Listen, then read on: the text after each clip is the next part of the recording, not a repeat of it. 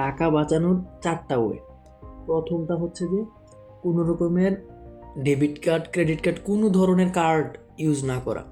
Money bag থেকে একদম cash টাকা দিয়ে আমরা যে কোনো জিনিস পারচেস করি, আমরা ক্যাশ টাকা দিয়ে হচ্ছে পারচেস করবো। তাহলে কি হয়, আমরা কত টাকা খরচ করলাম, টাকাটা গেল, এটার প্রতি আমাদের একটা ইমোশন কাজ করে যে আমি এত টাকা খরচ করলাম এই জিনিসটা। আর যখন কার্ডে করি তখন তো আমি টাকাটা দেখতেছি না, একটা নাম্বার, ডিজিট মনে হয়।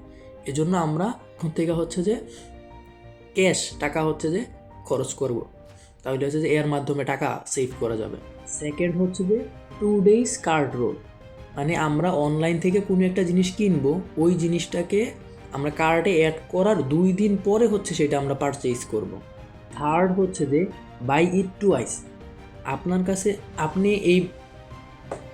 এই ফোনটা কিনবেন, আপনার এই ফোনটা কেনার জন্য যদি আপনার 2 গুণ টাকা না থাকে, আপনি এই জিনিসটা পারচেজ করবেন না।